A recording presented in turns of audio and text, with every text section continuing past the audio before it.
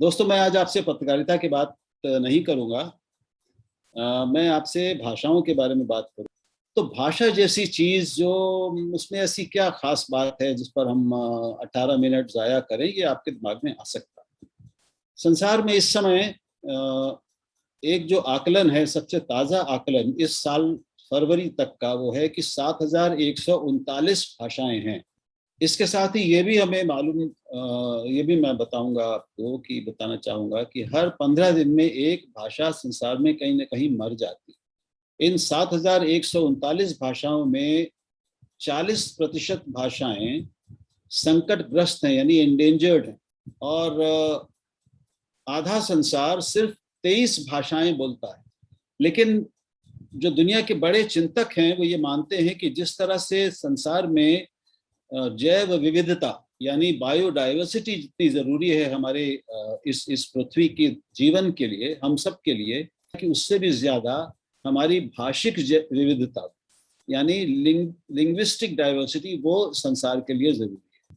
हम जितनी भाषाएं जानते हैं उतने ही हम समृद्ध होते हैं, उतने ही अलग अलग संसारों में जो सामाजिक संसार हैं, सांस्कृतिक संसार हैं, पूरे जीवन शैली के संसार हैं, संसार यानी दुनिया है, उनमें हमारा प्रवेश होता है।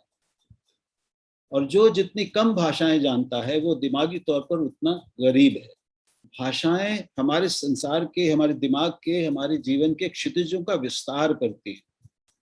जब हम कहते हैं कि हमें कितनी भाषाएं आती हैं, तो उसका मतलब होता है कि उसमें कम से कम 4 काम करना हमें आना चाहिए: बोलना, समझना, पढ़ना और लिखना। तो ये चारों काम हम जितना ज्यादा और जितनी अच्छे तरीके से किसी भाषा में कर पाते हैं, उस भाषा पर हमारा अधिकार उतना अच्छा होता है। लेकिन आज भारत संसार के उन गिने चुने देशों में है जिनकी ओर संसार कुछ विशेष निगाहों से, विशेष अपेक्षाओं से देखता है। वो ये मानता है कि भारत के पास कुछ ऐसा है जो बड़ा कीमती है, जो सबके लिए जानने और समझने और अपनाने योग्य है। क्या है वो? भारत में क्या विशेष है? वो है भारत की संस्कृति, भारतीय संस्कृति जिसको हम सभ्यता कहते हैं। भारत ने एक जो खास जीवन शैली, एक जो जीवन दृष्टि विकसित की है, वो एक दूरी। क्या आपने अनुभव की है? आपने क्या ये महसूस किया है कि जो जो बनारस में रहने वाले या जौनपुर में रहने वाले या आप जहाँ भी रहते हैं वहाँ पे रहने वाले, वहाँ के जो 90% बच्चे हैं, 90 से भी ज्यादा होंगे, वो आपके करीब नहीं आ पाते, वो 90% बच्चे, और आप भी उनके करीब नहीं जाते।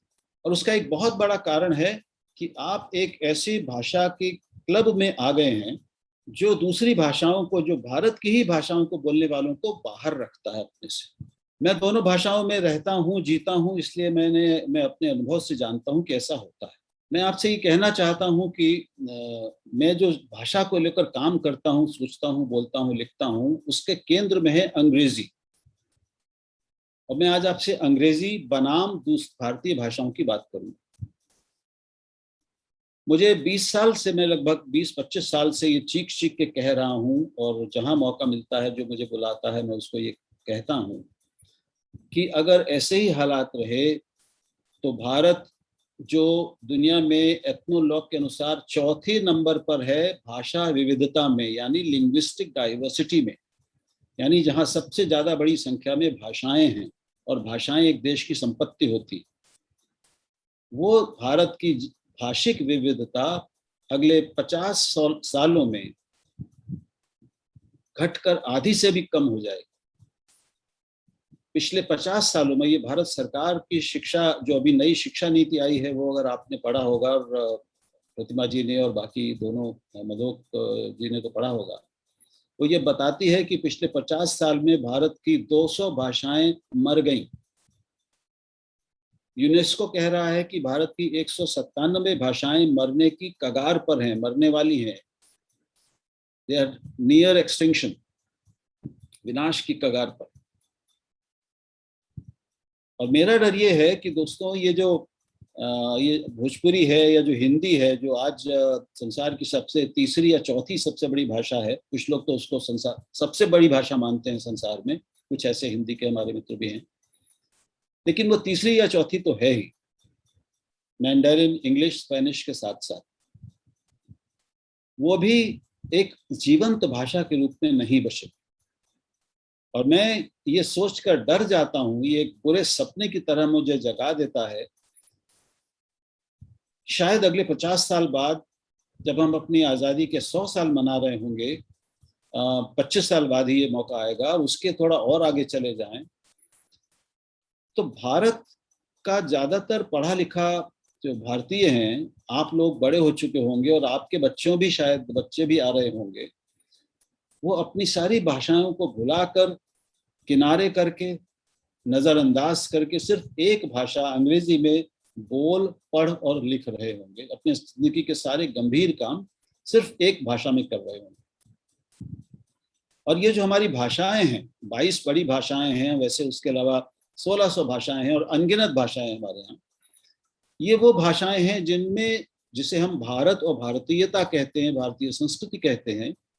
और मैं कोई पोंगा पंडित उस तरह का वो नहीं जो मैं भारतीय सभ्यता संस्कृति की बात कर रहा हूँ तो मैं इस आधुनिक सभ्यता से अपरिचित हूँ, मैं दुनिया में क्या हो रहा है उससे अपरिचित हूँ, मैं टेक्नोलॉजी के बारे में नहीं जानता, ऐसा नहीं। मैं खूब टेक्नोलॉजी और जो भी आधुनिक है उससे खूब उसके साथ जीने वाला आदमी, आधुनिक इंसान हर अर्थ में। तो वो भारत कैसा होगा? आपने कभी ये सोचा है कि चीन अपना सारा काम किस भाषा में करता है? रूस, चीन, जापान, जर्मनी, पूरा यूरोप, इन्होंने अपनी सारी जो तकनीकी उन्नति हासिल की है वो किस भाषा में की? संसार के 20 जो सबसे अमीर देश हैं, जो पर कैपिटा जीडीपी के हिसाब से अगर हम देखें, तो उनमें सिर्फ 4 देश ऐसे हैं जो अंग्रेजी बोलते हैं, अंग्रेजी जिनकी प्रथम भाषा है। बाकी 15 से 16 देश, उन्होंने अपनी सारी संपत्ति, सारी समृद्धि, सारा विकास अपनी अपनी भाषाओं में किया है। छोटा सा देश इजराइल, जो 80 से 90 लाख की जिसकी आबादी है, वो हमसे 3 गुना ज्यादा नोबेल पुरस्कार वो टेक्नोलॉजी में और साइंस विज्ञान में जीतता है। हम 130 करोड़ के होके हमारे पास कितने नोबेल हैं? भारत, और आप काशी में हैं, जो अभी दीपक जी कह रहे थे, काशी तो ज्ञान की नगरी है, लेकिन वो ज्ञान आजकल हमारे आपके जीवन में कहाँ दिखता है? उस ज्ञान ने आज वो ज्ञान कहाँ है भारत के पास? तो सारी दुनिया का अनुभव हमें ये बता रहा है कि जहाँ मौलिक ज्ञान निर्माण होता है, जहाँ मौलिक चिंतन होता है, वहीं मौलिक आविष्कार होते हैं, वहीं मौलिक शोध यानी रिसर्च होती है, वहाँ मौलिक नवाचार यानी इनोवेशन होता है। आज संसार में इनोवेशन की बहुत बात आप सुनते होंगे। ये सारी चीजें एक मौलिक दिमाग से आती। मौलिक दिमाग के लिए अपनी सांस्कृतिक सामाजिक जमीन पर मजबूती से खड़ा हुआ व्यक्ति चाहिए, जो अब मौलिक सोच, मौलिक भाषा में आती। अभी एक इतनी बड़ी पीढ़ी हमारे सामने आ गई है, आपके और आपके बहुत सारे ऐसे लोगों की, जिनको मैं, आप कड़ी बात लगेगी, मैं माफी चाहता हूं, आपको अगर दुखे तो माफ कीजिएगा, लेकिन वो भाषिक अपाहिज हैं। आप नहीं, आपकी तो बहुत अच्छी अंग्रेजी होगी, मैं देख सकता हूँ। आदित्य की अंग्रेजी सुनकर मुझे समझ में आया है कि वो बहुत अच्छी अंग्रेजी बोलता है और उसकी हिंदी भी बहुत अच्छी है, मैं उसको बधाई देना चाहता हूँ। और प्रतिमा जी ने मुझे बताया था कि आपके विद्यालय में तो गीता की भी पढ़ाई होती है, आपके यहाँ भारतीय संस्कृति पर, भाषाओं पर बहुत जोर दिया जाता है। तो मैं आपका अभिनंदन करता हूँ, क्योंकि आप दुर्लभ हैं इस मामले में। जो अधिकांश इस तरह के विद्यालय हैं, और मैं सारे देश में जाकर देखता हूँ, मेरे भी बहुत सारे मित्र हैं जो लोग विद्यालय चलाते हैं, अंतर्राष्ट्रीय विद्यालय चलाते हैं, वहाँ ये स्थिति नहीं है। तो ये जो भारत की सारी सभ्यतिक संपदा यानी सिविलाइजेशनल वेल्थ है, वो सारी अंग्रेजी से हमारे पास नहीं आई है, वो इन्हीं सारी भाषाओं से आई है पिछले 7-8 हजार सालों में। बनारस अपने अंग्रेजी ज्ञान के लिए प्रसिद्ध नहीं है, अपने संस्कृत ज्ञान के लिए प्रसिद्ध है। काशी की विद्वत्ता, काशी का पांडित्य, काशी को जो तत्व, जो चीजें विशेष बनाती, वो अंग्रेजी में नहीं है। आपको ये भी पता होगा शायद कि 200 साल पहले, यानी अंग्रेजों के आने से पहले, यानी 16वीं 17वीं 18वीं शताब्दी में, शताब्दी यानी सेंचुरी में, भारत का जो विश्व व्यापार में भाग था, शेयर था, वो 25 से 30% था। यानी 25% share in global trade and global wealth was contribution was India's. जब हम आजाद हुए तो वो 1% भी नहीं रह गया था। आज भी हम लगभग 2% के आसपास हैं। तो जब भारत के पास अंग्रेजी नहीं थी, इस तरह के हमारे ये शिक्षा पद्धति नहीं थी, तब भारत दुनिया के सबसे अमीर देशों में से एक था, जहां पर सारी दुनिया से लोग और व्यापारी या तो उसे लूटने आते थे या उससे व्यापार करने आते थे। आज हम कहाँ खड़े? तो मेरा निवेदन ये है कि आप लोगों को, आप एक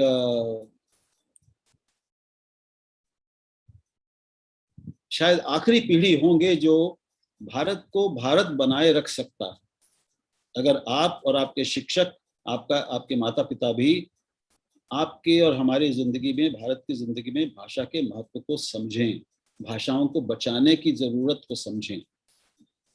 अगर हम सब कुछ अपना अंग्रेजी में करते गए और हिंदी और यह हमारी सारी भारतीय भाषाएं सिर्फ हमारी हल्की फुल्की बातचीत का माध्यम होकर रह गई,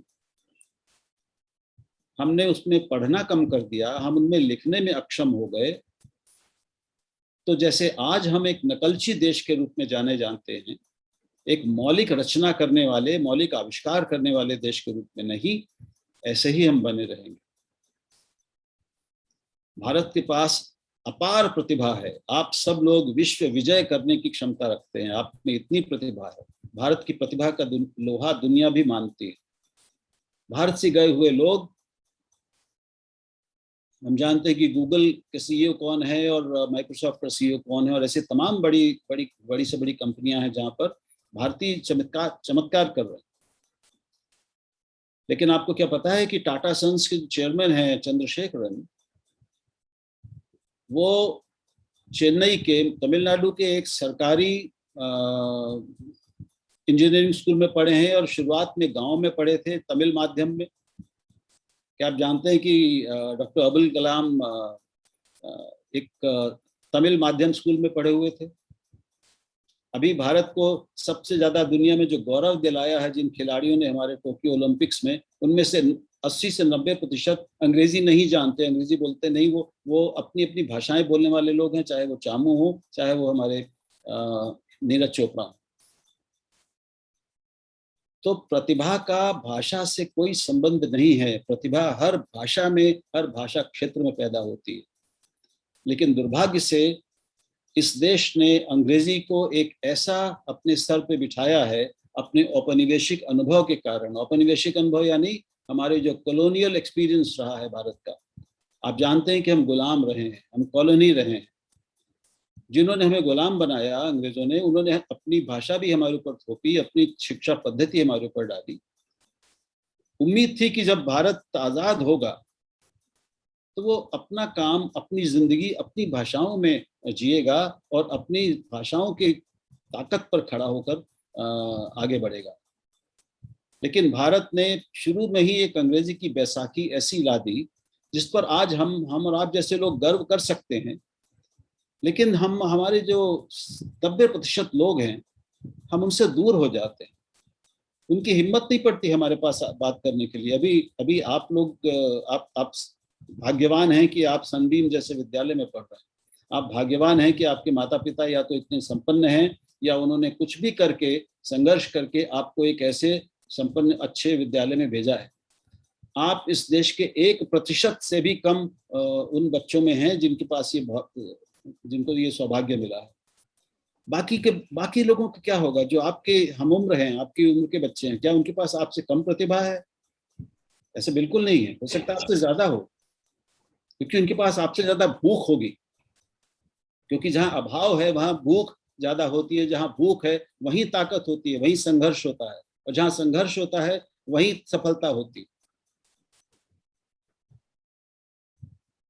लेकिन मैं चाहता हूं कि आप अपने आसपास आज के बाद, मुझे सुनने के बाद जरा घर जाएं या शहर में जाएं तो अपने आसपास देखें कि जो आपके दूसरे लोग हैं जो हिंदी बोल रहे हैं या भोजपुरी में बोल रहे हैं, जो आपके जैसे कपड़े नहीं पहने या आपकी जैसी भाषा नहीं बोल पाते,